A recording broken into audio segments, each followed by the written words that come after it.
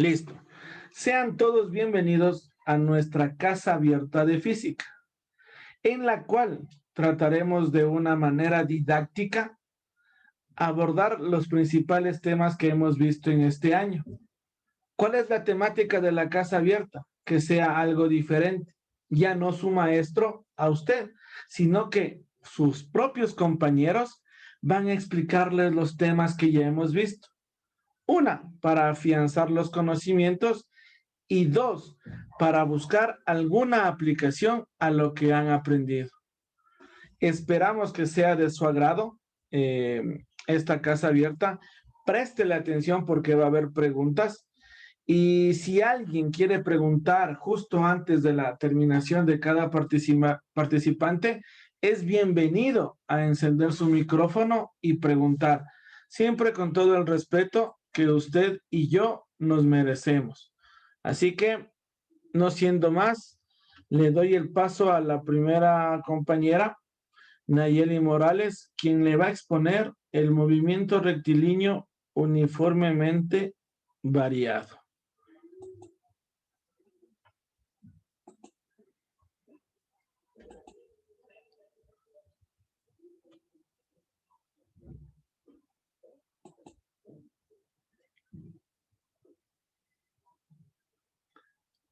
Listo, puede compartir pantalla, Nayeli.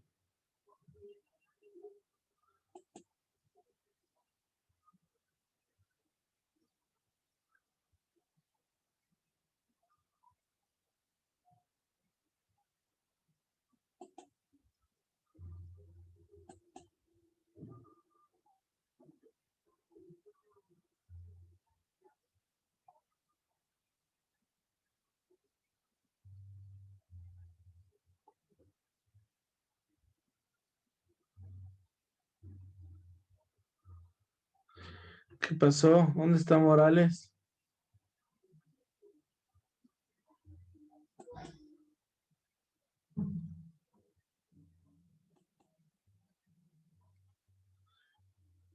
Bueno, vamos de... Como ustedes vieron, su compañera todavía no está preparada, entonces vamos a empezar con Andrés Burgos. Andrés, ¿está listo?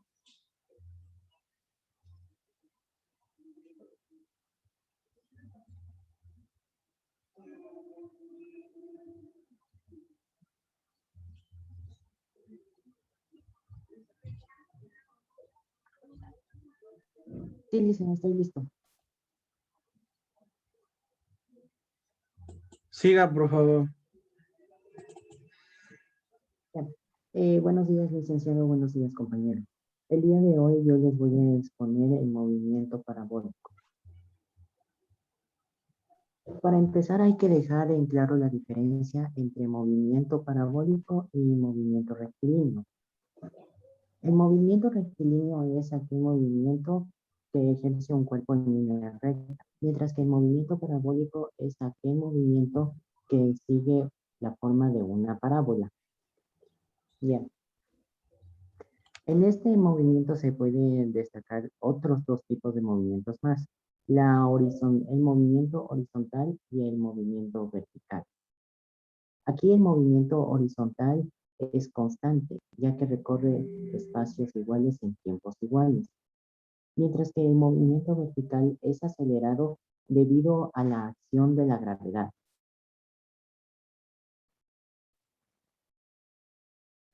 Hay que comparar ambos movimientos. Como se puede ver aquí en este gráfico, a medida que un cuerpo se mueve hacia la derecha, va cayendo cada vez más rápido. Esto debido a la acción de la gravedad.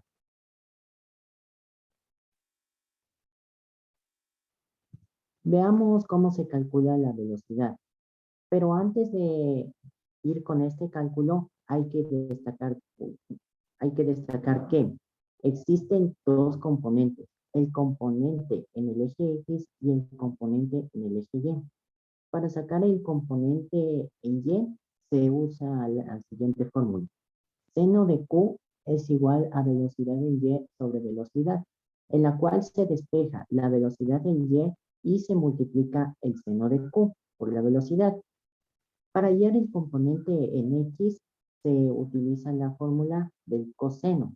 Coseno de Q es igual a velocidad en X sobre velocidad. Despejamos la velocidad en X y multiplicamos el coseno de Q por la velocidad. Una vez que ya obtengamos estos dos componentes, ya empezamos a calcular la velocidad. Velocidad es igual a la raíz cuadrada del componente X elevado al cuadrado más el componente en Y sobre el componente en Y elevado al cuadrado.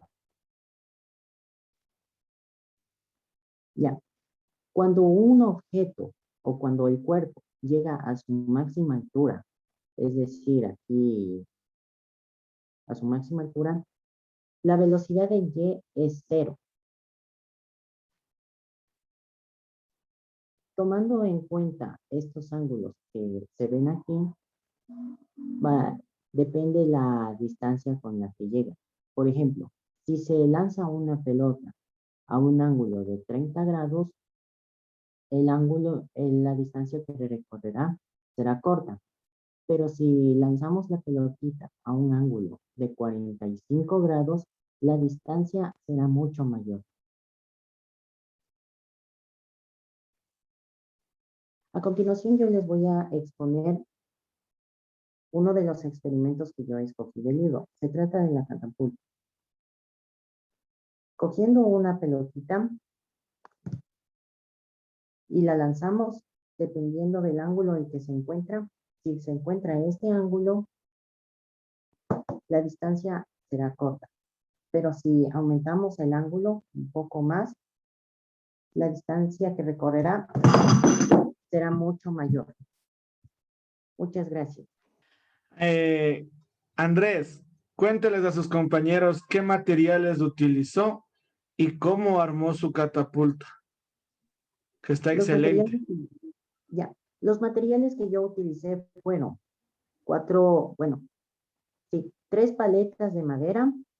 Utilicé también un sorbete, 2 pinzas de madera y una liga elástica y una tapa de botella.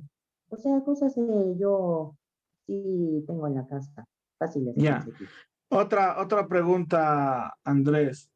En el libro sí se explica claramente cómo hacer este experimento.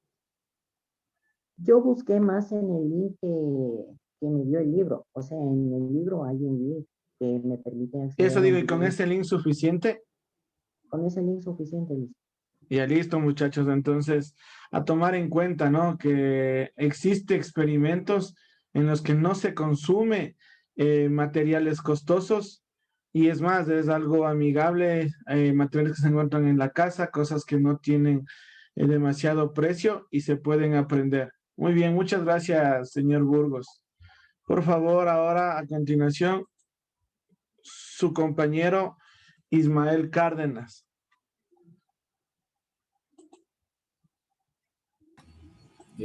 Buenos días con todas las personas que se encuentran aquí presentes. Yo les voy a hablar sobre el MCU y el MCV, que es el movimiento circular uniforme y el movimiento circular uniformemente variado.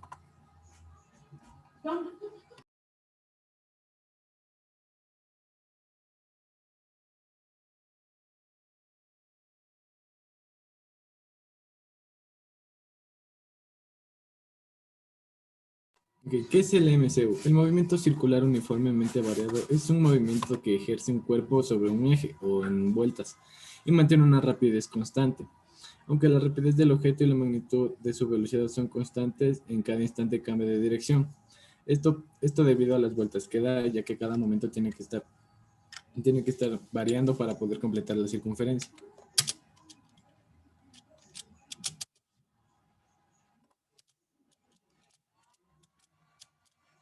Las características del movimiento circular uniforme. La velocidad angular es constante. El vector de la velocidad es tangente a cada punto, a la trayectoria y su sentido del movimiento. Tanto la aceleración angular como la rapidez tangencial son nulas. Existe un periodo y una frecuencia, de las cuales hablaremos más después. Ok, la frecuencia. La frecuencia está definida como la magnitud que mide el número de ciclos en un tiempo determinado. En pocas palabras, es cuántas vueltas da en un número de tiempo. Un ejemplo claro de esto sería cuando, por ejemplo, en una rueda de bicicleta tiene 30 segundos y esta da 30 vueltas en 30 segundos. Esa sería la frecuencia. El periodo, por otro lado, es el tiempo que se demora el objeto en dar una vuelta. Si ya dijimos que en la frecuencia se demoraba 30 vueltas en 30 segundos, el periodo sería un segundo, que es lo que se demoraría en dar completar toda una vuelta. Ahora hablaremos de la aceleración centrípeta, que es una parte de este movimiento.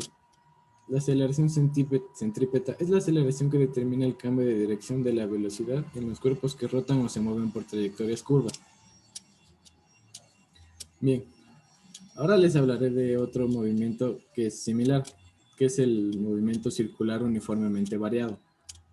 Este movimiento uniformemente acelerado, o movimiento circular uniformemente variado, es un movimiento circular cuya aceleración angular es constante, pero la velocidad va cambiando, en diferencia del movimiento circular uniforme. Las diferencias entre este y el anterior movimiento son las siguientes. En el MCU la velocidad tangencial es constante y por ende no hay aceleración tangencial, y la velocidad cambia de sentido pero no de magnitud. En el movimiento circular uniformemente variado se agrega una aceleración tangencial, es decir, que tiene un cambio en la rapidez. Y también, por lo tanto, la velocidad cambia de dirección y también de magnitud. Ahora les voy a mostrar un simulador del movimiento circular uniformemente variado. Como pueden ver aquí, este es un vector el cual está determinando que el movimiento, como ven, este no cambia de... Compártale a la pantalla, Ismael. Desactive esta compartición y ponga el simulador. Ya,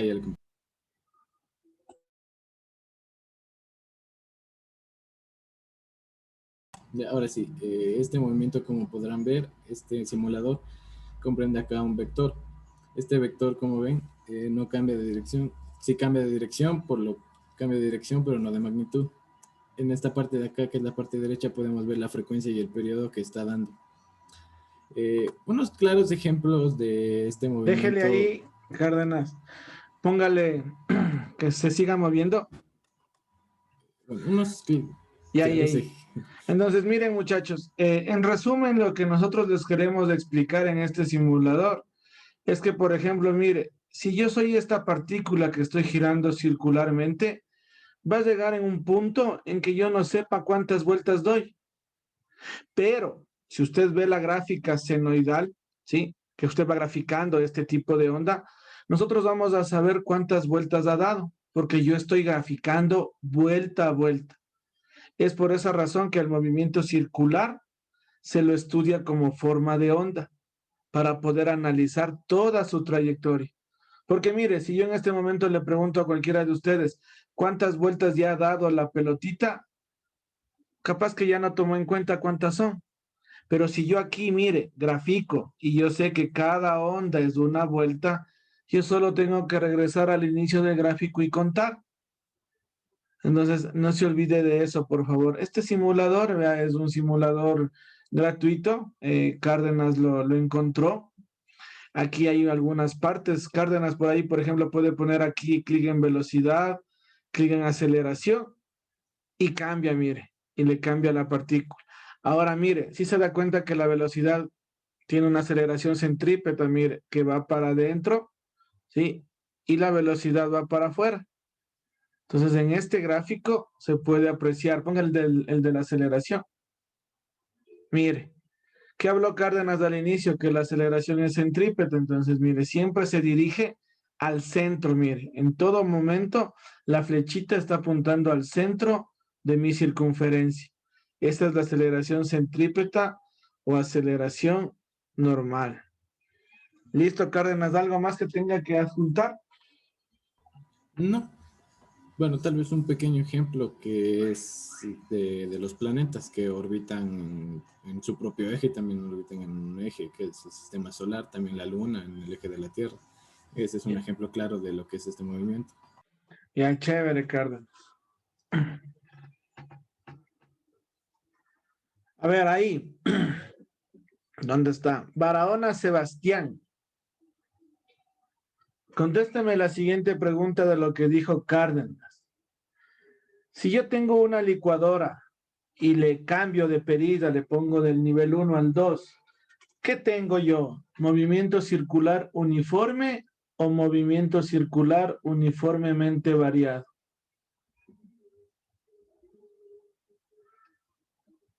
Puede contestar Barahona, puede contestar Córdoba. Los que tienen su dispositivo apagado, no se olvide. No. Lozano,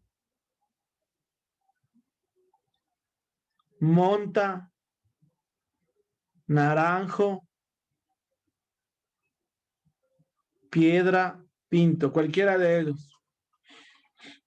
Si no, ya sabe. El movimiento uniforme, circular uniformemente variado. Ya, muy bien. ¿Por qué, López? Excelente. Bien su respuesta. ¿Por qué cree? No soy López. Ay, pero Pinto, ¿por qué? Porque cambia la aceleración. Ya, muy bien. Y aumenta su velocidad, ¿no es cierto? Sí.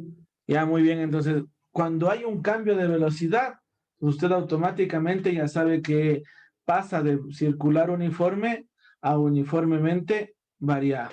Ya, muy bien. Gracias, Pinto. Listo, a continuación le toca a nuestro compañero Jan Ocaña, quien les va a hablar sobre la ley de Newton. Siga, por favor. Nico, dame compartiendo, porfa. Ya, muchas gracias. Buenos días con todos. Yo voy a hablar hoy sobre la primera ley de Newton. La primera ley de Newton establece que un objeto permanecerá en reposo o como movimiento uniforme rectilíneo, al menos que sobre él actúe una fuerza externa. No hay forma de saber qué marco de referencia es especial, de modo que todos los marcos de referencia de velocidad rectilínea constante son equivalentes. También se puede decir que es un cuerpo que no puede cambiar por sí solo su estado inicial, ya sea en reposo o en movimiento rectilíneo uniforme, a menos que se le aplique una fuerza o una serie cuya resultante no sea nula. Con esto podemos llegar a lo que es la ley de inercia. En su primera ley de movimiento, él establece que todo cuerpo persevera en su estado de reposo o movimiento uniforme y en la misma dirección y velocidad, a no ser que sea obligado a cambiar su estado por fuerzas netas impresas sobre él. La tendencia de un cuerpo a resistir un cambio en su movimiento se llama inercia. Con esto voy a dar unos ejemplos. Un ejemplo es cuando un conductor de automóvil frena de manera brusca y por inercia sale disparado hacia adelante. Una piedra en el suelo se encuentra en estado de reposo, si nada lo perturba, seguirá en su modo de reposo. Una bicicleta guardada hace 5 años en un desván sale de su estado de reposo cuando un niño se decide usarla. Un maratonista sigue corriendo varios metros más allá de la línea de llegada, aun cuando decide frenar debido a la inercia de su cuerpo. También puedo dar unos ejemplos que se dan en la vida cotidiana. Uno es los cinturones de seguridad inerciales. Solamente se traban en caso de que el cuerpo siga en movimiento cuando hay una detención brusca o cuando nosotros estamos en el carro, se puede dar que frene de choque y nosotros nos quedamos con el cinturón porque así es el método que este tiene de mantenernos seguros. También el pedaleo en bicicleta. Podemos avanzar con nuestra bicicleta unos cuantos metros tras haber pedaleado y dejar de hacerlo. La inercia nos hace avanzar hasta que la fricción o el razonamiento lo supera, entonces la bicicleta se detiene. Atajar la pelota en el fútbol. Si un arquero no frena con sus brazos el pelotazo aplicado por el delantero del equipo contrario, habrá gol. La pelota en movimiento por su inercia seguirá viaje hacia adentro del arco a menos que una fuerza de las manos del arquero en este caso lo impida. Y el último, quitar un mantel y que quede lo que está arriba apoyado en la mesa en el mismo lugar. Un truco clásico de magia, basado en la inercia. Para que salga bien, hay que tirar el mantel hacia abajo y el objeto debe ser más bien liviano. El objeto apoyado sobre el mantel se opone al cambio en su estado de movimiento, tiene a permanecer quieto. Y por conclusión, la primera ley de Newton determina que si no se le aplica fuerza a un cuerpo con movimiento rectilíneo uniforme, Esta seguirá en movimiento constante. Al igual forma, si un cuerpo se encuentra en reposo, este no tendrá movimiento hasta que se le aplique una fuerza que lo haga actuar. A continuación, voy a hacer un experimento que es sobre la primera ley de Newton. Para esto necesitamos un vaso.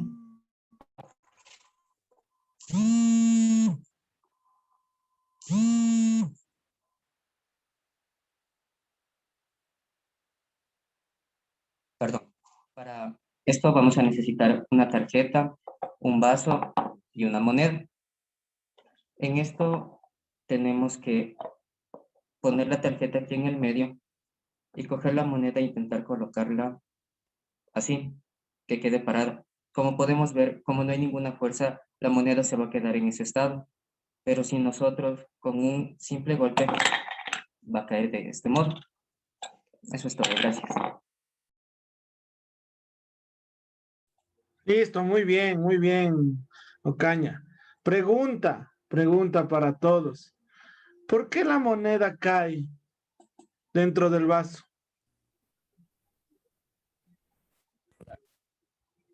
¿Por quién? Por la gravedad. Muy bien. Y dígame una cosa, si no hubiera gravedad, ¿qué pasaría con la moneda? Saldría volando.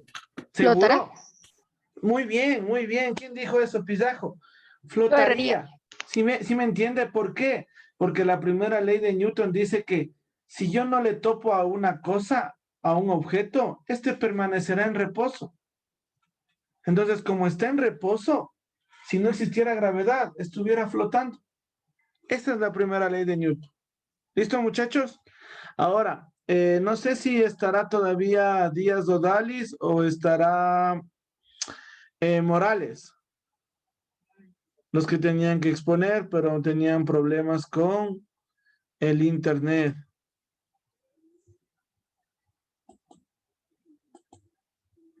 ¿No? ¿No están sus compañeras?